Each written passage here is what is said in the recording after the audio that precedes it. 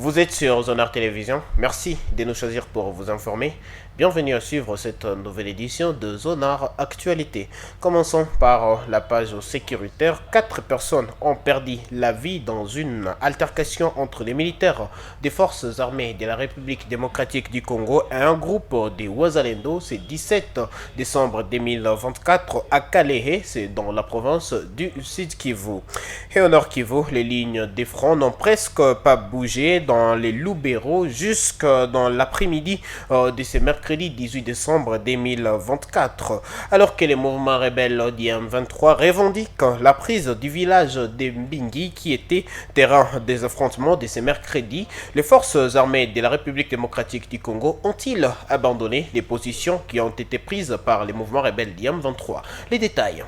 Après la chute de certaines localités aux mains des rebelles du M23 à Lubero ce lundi, ce mercredi 18 décembre 2024, plusieurs sources affirment que la localité de Mbingi, un village situé à 17 km d'Alimbongo, serait tombée sous le contrôle des rebelles du M23 dans une zone environnant les territoires de Walikale. Les habitants du village Mbingi, en territoire de Lubero, ont fui précipitamment leur localité après avoir observé l'arrivée imminente de convois de combattants du M23 ce mercredi et des éléments de forces de l'ordre et de sécurité qui ont abandonné leur position, laissant le village, ce qui rapportent nos sources. Ces combattants ont provoqué des déplacements massifs et une crise humanitaire croissante dans les Lubero. Selon le ministre du Développement rural Mwindo Nzangi Butondo, c'est environ 1 million de personnes qui sont en errance en ce moment suite aux affrontements FARDC M23 et appelle la population de faire confiance au chef de l'État en affirmant que le FARDC continue de s'appliquer sur terrain. Nous avons aux environs de 1 million de personnes qui à ce moment ici sont en errance à partir de Bikara, à partir de Kitsumbiro et de partout ailleurs. Et je voudrais bien demander aussi au FARDC, à quelques éléments des FARDC qui ce matin ont essayé de créer la panique, à tirer des balles à l'air et à piller des maisons. Heureusement que l'administrateur du territoire est intervenu pour mettre fin à ces petits désordres. L'armée se réorganise, nous appuyons l'armée. Je voudrais profiter de ce moment pour dire à la population de continuer à faire confiance au chef de l'État parce qu'il fait tout ce qui est de son possible. La société civile de Lubero, de sa part, appelle à une mobilisation massive pour barrer route aux rebelles qui menacent déjà la ville de Butembo. Elle appelle également l'armée à plus de fermeté face aux menaces du M23 et de prendre le contrôle de Butembo et Beni avant 2025. Signalons que le combat continue de s'intensifier alors que le processus de Luanda a viré à un échec qui veut rattraper le ministre des Affaires étrangères angolais qui séjourne à Kigali pour trouver un terrain d'attente. Alors que nous sommes déjà dans la période festive de fin d'année, les préparatifs s'avèrent être timides dans la ville de Goma, disent les marchands. Pour cette année, l'engouement dans les marchés est quasi absent pour des marchands, des vendeurs d'habits et des souliers notamment. Nous avons rencontré Nathalie, vendeuse des habits, des souliers dans les marchés à la Nine. Elle nous a confié que l'écoulement est encore un problème jusqu'ici. Suivez donc. Activities ziko polepole, kuangalia Mungu atafanya nini. Malipo soko haiko bien sana, mais quand même tout va bien. Yenye nakoka shida kushiba churuzi. Maana ile tuma haiko bien sana, maana bakilia wiko sawa vile normal. Naosha manguo yote, chemise, pantalon, ya vile tu va garçon que n'avait pas fait. Bon, ma période à fête, bakilia nakwaka par rapport à gisi nakwaka normal, mais pour le moment la vie c'est possible. Après avoir reçu les prix Lukumu du meilleur artiste gospel des Grands Kivu pour l'année 2024, les pasteurs et hommes dédiés Jérémy Safari est arrivé à Goma dans la soirée de ce mardi 17 décembre 2024 accompagné de son prestigieux trophée qu'il a tenu à présenter à son public des Goma. Pour les pasteurs, ce trophée est une reconnaissance d'un dur labeur et ses honneurs marquent une nouvelle tournure dans sa carrière musicale. Il a donc remercié tous les supporters et à son grand public qui a d'ailleurs été dédié ces trophées. Jérémy Safari est dans ses propos. En tout cas, pour moi, quand ça me carrière, nilikuwa surpris. Vraiment, mkariere yangu inaniongezea kitu ya kabambi sana. Souvent watu wanatuonaka tuko local huku, Mungu anaanza tusaidia, anatupatia neema, tunaanza vuka nchi za kigeni na tunakuwa reconi meme na kapitali yetu.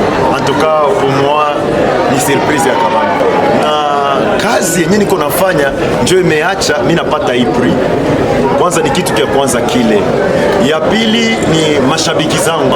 Parce que Goma sijui inapita kama miaka miwili mimi natoka kama meilleur artiste gospel wa Est. Atuka hii yani yangu vraiment mimi namaliza na furaha sana. Parce que kuko vitu mingi nilikuwa napenda nivifanye mwaka nilivifanya. Nilikuwa na besoin ya mafitiri, par exemple nilimba na Longbongo. Ilikuwa ni rêve na nilifikia, na mimi najua mwaka inayokuja 2025 najua nitafanya makubwa pamoja na Mungu. Okay, message yangu yenyewe ninapaswa ongea nayo ni kusema mwisho ya mwaka tusameane. Signalons que pour cette 5e édition du prix Lokumu, Sa Majesté Lemwami Polo Mwela a été couronné meilleur mécène du Grand Kivu, reconnaissant son implication active dans la pérennisation de la musique du Kivu. Parlons à présent de la santé dans Zonar Actualité. L'équivoque a été levé sur cette mystérieuse maladie qui fait ravage dans la province du Kwango, dans la zone de santé d'Impanzi depuis quelques jours. Le ministère de la Santé a fait savoir qu'il s'agit d'une variable du paludisme qui prend une forme de détresse respiratoire fragilisée par la malnutrition. À cette même occasion, le ministre a donc présenter l'état des lieux du Mpox. Suivez les détails. Le ministre de la Santé publique, Hygiène et Prévoyance sociale a enfin dévoilé l'origine exacte de la maladie inconnue qui sévit dans la zone de santé d'Impanzi dans la province du Kwango. Selon Roger Kamba, les analyses effectuées par les experts sanitaires dépêchés sur place suggèrent un syndrome de paludisme grave prenant la forme d'une détresse respiratoire fragilisée par la malnutrition. À ce jour, 590 cas ont été recensés avec une létalité de 6,2%. Selon les rapports du Centre des opérations d'urgence de santé publique, cette épidémie signalée pour la première fois le 24 octobre 2024 affecte actuellement 7 des 30 aires de santé d'Impanzi. Pour ce qui est de la situation du Mpox, au cours de la semaine 50, 760 cas suspects ont été signalés. Le taux de létalité est resté statique à 0% pour cette semaine. Depuis le début de l'épidémie, de la première semaine à la semaine 50, 56 518 cas suspects ont été répertoriés. Parmi eux, 12 516 cas ont été confirmés. 1285 décès ont été enregistrés. Les points saillants, aucun décès n'a été enregistré parmi les cas confirmés aujourd'hui. Et en sport, pour finir, les léopards locaux de la République démocratique du Congo se préparent à livrer un match très important contre le Tchad, un match qui ouvrira une porte pour les éliminatoires du championnat d'Afrique des Nations 2025. Ce match se tiendra en Côte d'Ivoire ce samedi 21 décembre 2024. Réconfort Tomaini nous en dit plus. La délégation de léopards locaux de la République démocratique du Congo ont effectué leur déplacement ce mardi pour Abidjan en Côte d'Ivoire pour livrer son match aller contre les Saoudis Tchad. C'est samedi 21 décembre, comptant pour les éliminatoires du championnat d'Afrique des Nations 2024. La RDC et les Tchad s'affrontent pour arracher l'unique ticket réservé à la zone de l'Union des fédérations de football d'Afrique centrale. Cette rencontre pourrait constituer un véritable accès d'une place qualificative aux Congolais qui devront également mettre à profit les acquis du stage de préparation effectué du 2 au 9 novembre à Kinshasa. Les championnats d'Afrique des Nations CHAN est prévu en février 2025 et les CHAN se déroulera conjointement entre les trois pays, notamment les Kenya, l'Ouganda et la Tanzanie.